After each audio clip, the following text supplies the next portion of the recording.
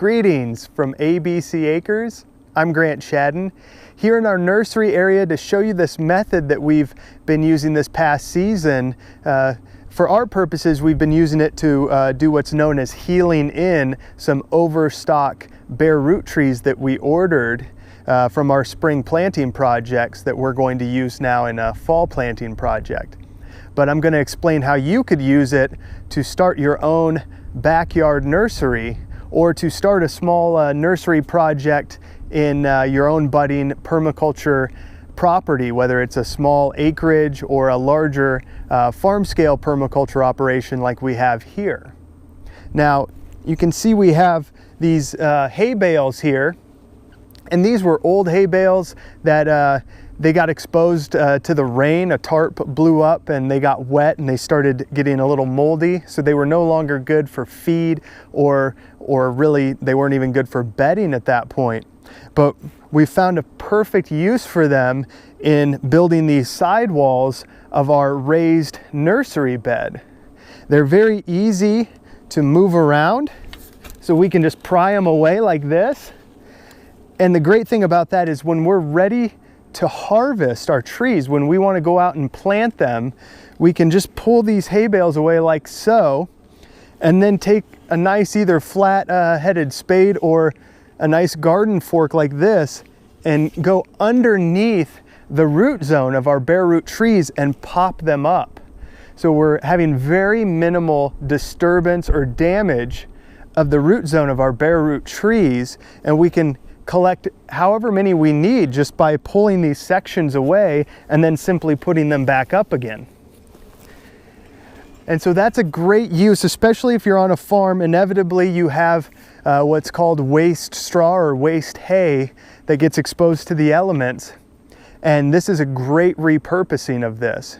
And that edge, that interface between the soil and the hay or straw bale begins to further decompose this, making it into a real slow composted hay or straw, which can then be used out in your landscape as well. So trying to maximize through time the usability and the value of this material on your property, getting as many uses, as many life cycles out of it as possible is the permaculture way. And you can do that with a number of things. This is just an example with the hay bales we had. And we used a mixture of just topsoil that we had left over from an excavation project and some wood chips we had laying around. And so that keeps it nice and loose and friable, not only for the roots to grow through, but also holding moisture. And it makes it easier when we're getting ready to take these out, either for potting up. If we wanted to sell these, we could do that. We could either pop them up, bundle them and sell them as bare root trees, or we could pot them up. Or if we're just going out for a field planting project, it's very efficient with how loose and aerated this mixture is. And I'll try to get a good handful of just our top mulch here. One thing I would improve on this system is the mulch we have here is shredded. It's very flat, and so it starts to pack together a little bit more. So being the perfectionist that I am, I would look for more of a chunky, small angular kind of chipped wood as opposed to a shredded, because it will be even more easy to work with when the time comes. But even still, this is very manageable, and this has been breaking down, improving this topsoil that didn't have a lot of organic matter to it. So that is building another resource for us, improving the quality of some topsoil that we can then use either in our nursery or out in the field. And these thornless honey locusts are fantastic for a number of reasons, and I've mentioned that before in a previous video on how to start thornless honey locust trees from seed. And that gets into this other use for this hay or straw bale raised bed nursery area. We wildcrafted some thornless honey locust seeds earlier and started them in our greenhouse.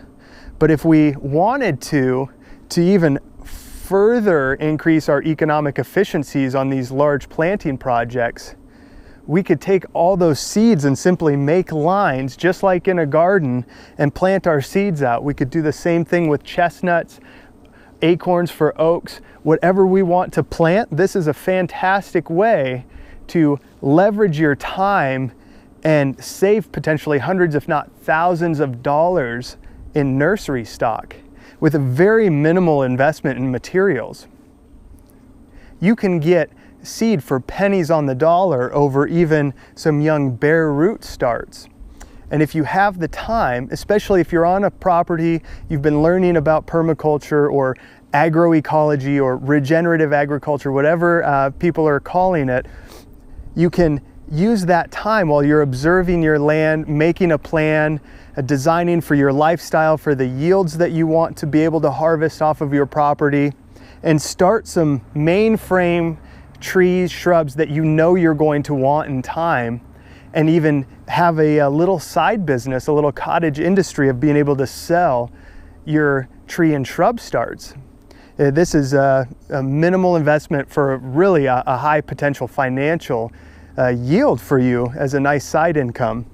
And we do have here, because we only have 12 inches of precipitation a year, we put one line of drip with these little micro sprinklers that have a 4-foot spray diameter. You could just as easily use just the drip tube that has the little drip emitter holes. If you're in a climate where you have better rainfall, you wouldn't even need that. So we've been very happy with the results of this little experiment that we've had this season. We encourage you to give it a try yourself. Like I said, in this roughly 120 square foot area, maybe even a little less, we have well over 200 trees that have been healed over, that have been even growing more this past spring and summer season into the fall, that will be ready for fall plantings or even be able to be protected and winter over until we're ready to plant the rest in the spring. So give it a try. Let us know how it goes for you in the coming year. I think you'll really be happy with the results. Well, if you have any questions about this, put them in the comment section below. And as always, thanks for watching.